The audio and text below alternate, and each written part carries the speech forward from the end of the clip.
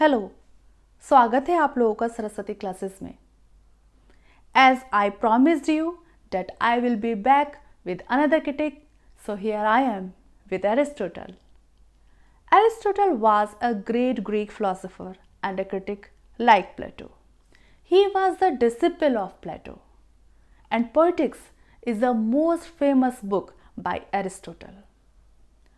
Poetics is said to be incomplete, and it is divided in 26 chapters, and from chapter 6 to 19 there is a discussion of tragedy.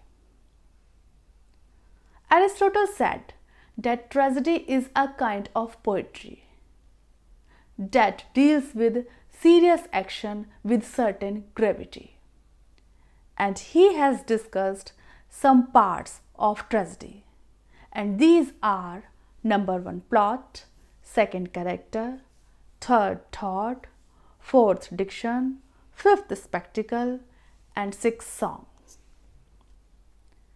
So now we will discuss the element of plot. Plot is called the soul of tragedy, and he has given some elements that a good plot must have. First is compactness. A tragedy must be compact. It must have beginning, middle and end. एक tragedy को compact होना चाहिए, इसकी beginning, middle और and होना चाहिए। सारे incidents and events arrange किए जाने चाहिए systematically. And second is magnitude. Magnitude means length. A tragedy must be so lengthy such as to impress our memory.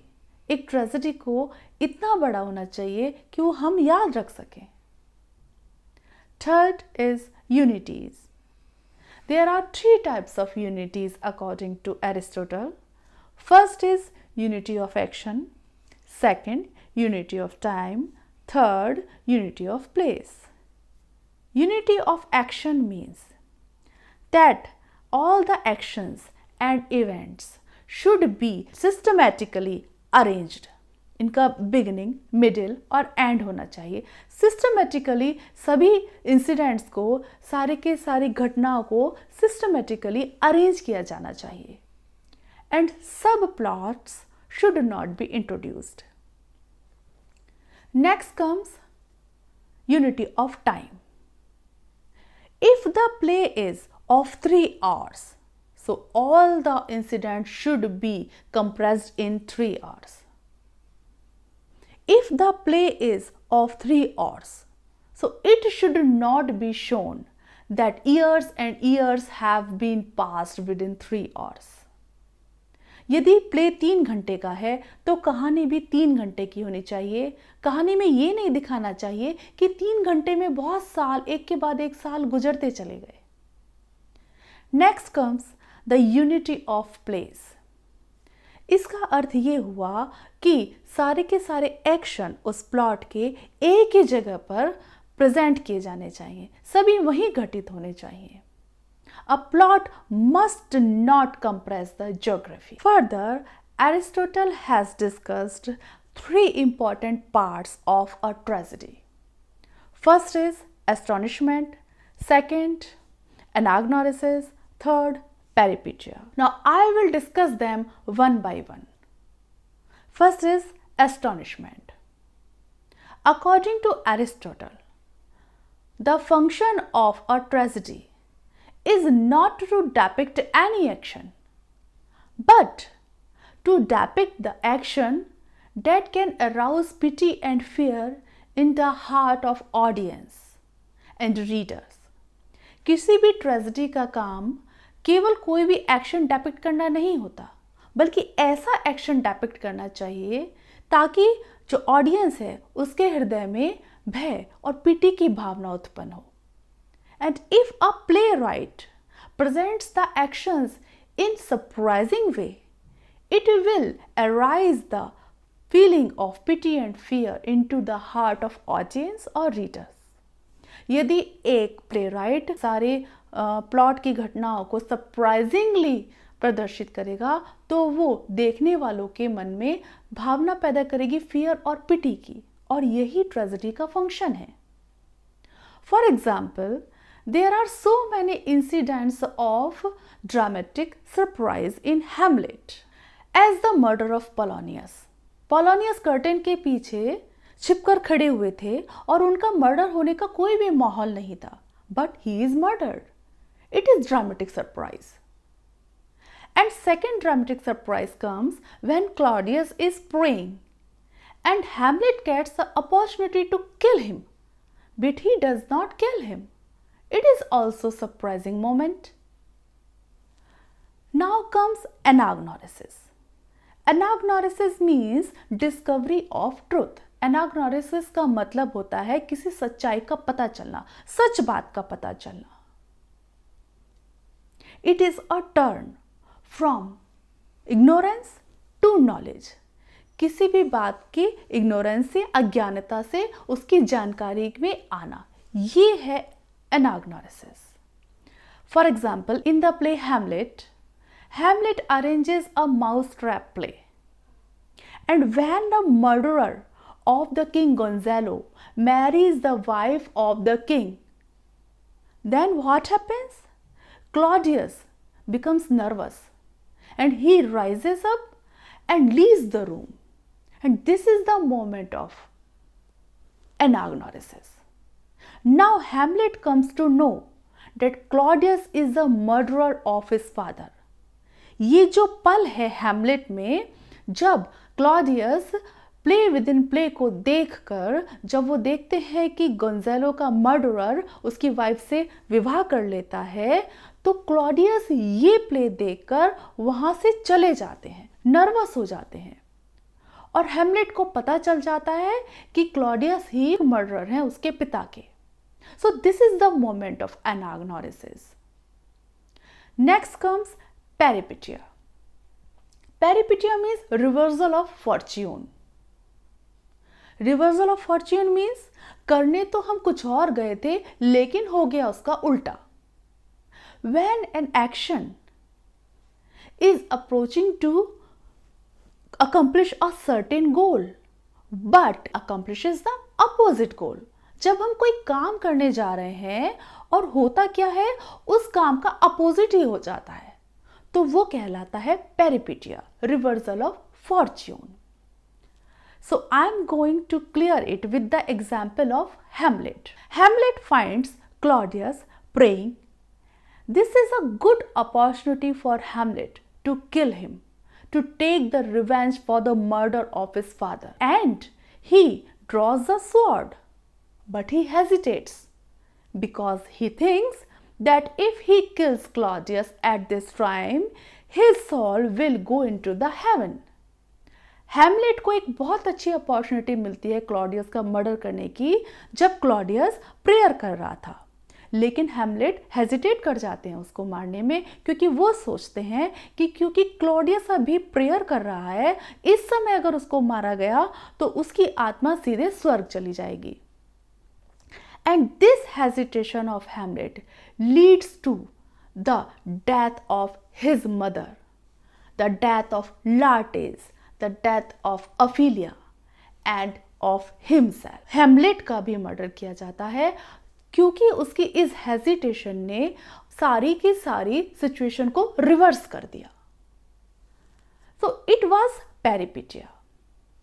Peripeteia comes after the recognition of the truth. Peripeteia सत्य की पहचान के बाद आती है and it completes the tragic structure of the tragedy. Tragedy का tragic structure जो कि ट्रेजेडी लाना है वो कंप्लीट कर देती है और पेरिपेटिया के बाद से ही ट्रेजेडी अपने एंड की ओर चल पड़ती है. After this, Aristotle has discussed the characteristics of the tragic hero. A tragic hero must have high status in society. Society में ट्रेजिक हीरो का पद ऊंचा होना चाहिए. And number 2, he must be a good person. वो एक अच्छा व्यक्ति होना चाहिए. Number 3, he must be true to life. True to life का मतलब होता है वो हम सामान्य लोगों के जैसा ही होना चाहिए. Number 4, he must be consistent. उसको जैसा वो स्टार्टिंग में है प्ले के, वैसा ही आखिरी में भी प्ले के होना चाहिए। उसके व्यवहार में, उसके कैरेक्टरिस्टिक्स में कोई भी परिवर्तन नहीं होना चाहिए। And above all, he must have Hamartia. Hamartia means tragic flaw. उसके अंदर एक कमी होनी चाहिए, एक Hamartia होना चाहिए। That is called tragic flaw. As in Macbeth, the Hamartia of Macbeth is his over ambitiousness. Macbeth की जो Hamartia है, tragic flaw है, वो है उसका over ambitious होना। And in Romeo and Juliet, the tragic flaw of Romeo is his impulsiveness. उसका बहुत रैश बिहेवियर है, वो बहुत इम्पल्सिव है, जो कि उसका ट्रेजिक फ्लॉ है। And in Oedipus Rex, the tragic flaw of Oedipus is hubris. Hubris means excessive pride, over self-confidence and arrogance. बहुत ज़्यादा घमंड, बहुत ज़्यादा अपने ऊपर विश्वास, ये hubris होता है। And this tragic flaw leads the downfall of the tragic character. यही ट्रेजिक फ्लॉ जो इन कैरेक्टर्स के अंदर होता है, ट्रेजिक हीरोज के अंदर होता है, ये उनके डाउनफॉल की तरफ उनको ले जाता है। So don't be confuse between hubris and Hamartia. Hamartia is tragic flaw and hubris is a kind of Hamartia. Hubris का मतलब होता है excessive pride and over self-confidence and arrogance, हठ धर्मी। After that, Aristotle has discussed the function of tragedy. He said that the function of tragedy is to arouse the feeling of fear and pity and thus affects the catharsis of these emotions. Now, I am going to explain these lines. When we see in a play that somebody is suffering, who is like us, a person who is like us, he is suffering. So we get fearful that this kind of misfortune may befall on us. जब हम play में देखते हैं कि हमारे जैसा ही बंदा वो दुर्भाग्य का शिकार हो रहा है, परेशानियां झेल रहा है, तो हम डर जाते हैं कि ऐसा तो हमारे साथ भी हो सकता है। And when we see in the play that a person is suffering undeservedly, कि एक व्यक्ति एक छोटे से कैरेक्टरिस्टिक फ्लॉ की वजह से इतनी सारी परेशानियां झेल रहा है, तो हमारे मन में पिटी का भाव उत्पन्न होता है। जब हम प्ले में अपने जैसे लोगों को और ऐसे लोगों को जो योग्य नहीं है इतना दुख झेलने के लिए, उनको दुख झेलते हुए देखते हैं, तो हमारे मन में पिटी का, दुख का भाव पैदा होता है और इससे हमारे मन को बहुत पेन होता है, हमारा दिल दुख से भर जाता है। Then what happens? Tears start coming from our eyes. आंसू हमारी आंखों से बहने लगते हैं। एंड द एसेस ऑफ दिस फीलिंग, और हमारी फीलिंग्स जो है, ये एक्सेस जो है, दैट इवैक्यूएट्स, ये निकल जाती है हमारी बॉडी से। This is called the process of catharsis. यही कैथारसिस की प्रोसेस कहलाती है। Catharsis means purification, purgation, clarification. Catharsis का मतलब होता है साफ सफाई, पवित्रता। हमारे अंदर की जो मैल है, जो एक्सेस फीलिंग्स होती हैं पिटी एंड फियर की, वो आंसुओं के माध्यम से निकल जाती हैं और उसके बाद हम बहुत रिलैक्स फील करते हैं। This process is called catharsis. So that's all for today and I will be back with another critic in the next video. Thank you. Till then, namaste.